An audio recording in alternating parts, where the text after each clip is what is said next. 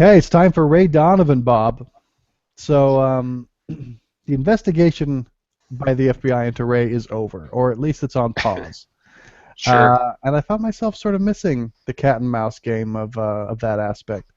But in the meantime, some things did happen that shed some light on the characters.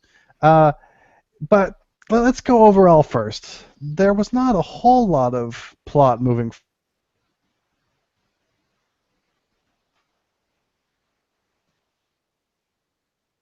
this episode compared to some of the recent ones.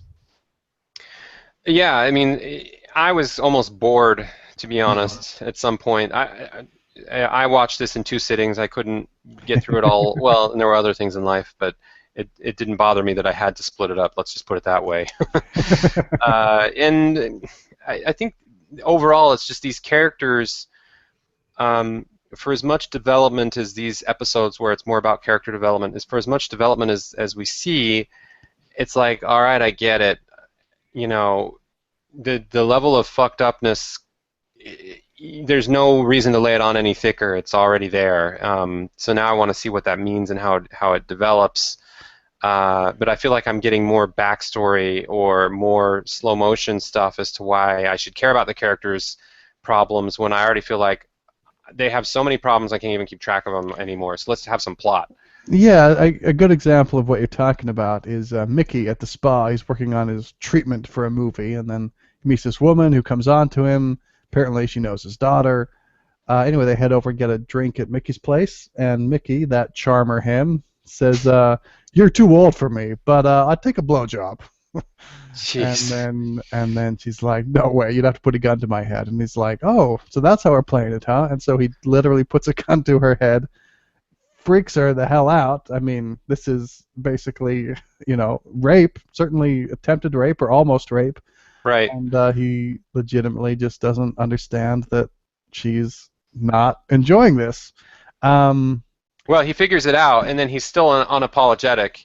He's like, "Oh man, I guess I've been in the can too long, and I totally misread that. Well, get the hell out of here anyway. You suck if you can't really, deal with my awesomeness." And then he like makes he slights her a few more times to make him. I don't know. We get that he's like an yeah, old racist, sexist piece of shit. Like, but Eddie acts like she's the asshole in the exchange. right. Yeah. But what are we supposed to take from it? It's not just some harmless misunderstanding, and we already know that Mickey's not our favorite dude. Um, so yeah, I don't know how I feel about that one. Same. One of the other main things, or probably the main thing, was we had this through line of Ray and his brothers getting together in remembrance of their sister Bridget. And various things come and interrupt them, of course. First off, we have Terry's girlfriend, Frances, shows up to talk to him, but, she's married, of course, and she's got a black eye, and Terry is pissed because you don't hit women. So they all hop in the car because it's their together day, and Terry, the boxing instructor, beats up the guy, and I love that he apologizes for sleeping with his wife. But you don't hit women. I didn't know, but you don't hit women. So they go back to the club where Ray finds out something he thought Mickey did to Bridget. Maybe he didn't do. I couldn't figure out exactly what it was, but he's like, "Hey, Mickey did that." It's like, no, it was us. Yeah, so I think this was supposed to be an attempt of like Ray realizing his dad, for all of how bad he is, isn't as bad as Ray thinks. But it was a pretty nuanced. Like, we know that Ray's dad has done a lot of stuff, and I guess the story was that Bridget's shoulders were both dislocated because her brothers were pulling on her at the same time, and both wanted to play with her, and they were too rough with their roughhousing. And Ray thought it was his dad. And just based on the way the whole show has evolved, yeah, this one misunderstanding, maybe it's got Ray thinking a little bit, but it seems like the father-son relationship is like there's still way more than enough for Ray to still hate his dad. So I didn't know how effective it was. Yeah, well, I felt like it was one in the pro column and one in the con column for Mickey because that gun to the head scene we just talked about is definitely, oh yeah, he's whatever you think of him, he's pretty much a bad dude. On the other hand, we've been left in the dark about exactly what it is that Ray is so mad at Mickey about, and this was one little thing just to show us that, wait, Ray may not have the only correct point of view on what's up with Mickey. So Right. just a one in favor, one against for Mickey. And then at the end, of course, Terry goes to confession, but the priest goes way too easy on him, and Terry wants to be punished. Right, you're not helping, and this could matter, but I don't know why. Compared to like this could have been an interesting plot point or story to tell, but compared to everything else going on, it feels like it's like third on the list at the highest. So probably the other main through line was about Bridget getting a belly button ring and the story that takes her on. So she does it without Abby going with her, and so everyone's mad, and it was not a good piercing job. It looks like it's all infected. But we find out Marvin's alive somewhere, and then Bridget runs away, and we find out that they've been texting. So she gets to his old house where his mother's blood stain is still on the floor, and they enjoy a little time.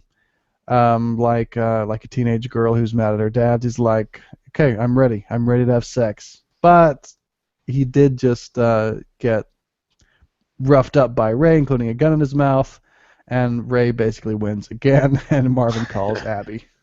Right, which part of me wants to like give Marvin some credit, but then part of me is like, is the show telling me that he's just fearful and he's still like a slimy little dude, or is it like, no, this is really good for you, Bridget, or we should be smart about this? Like, I couldn't quite read which direction, or maybe it's nuanced and a mix of the two, but I can't quite make him out.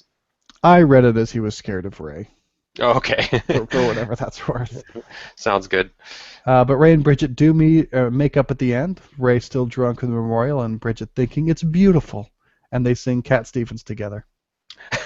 I did like that. I mean, I already loved that Cat Stevens song from a long time ago anyway, and so it's kind of a cool little way for daddy-daughter, scene where the two get to make up, and I thought it was very nice, but it was kind of, I guess, he's drunk and she thinks it's beautiful and they sing a Cat Stevens song. Sure, I was fine. I didn't mind the sentimentality of it.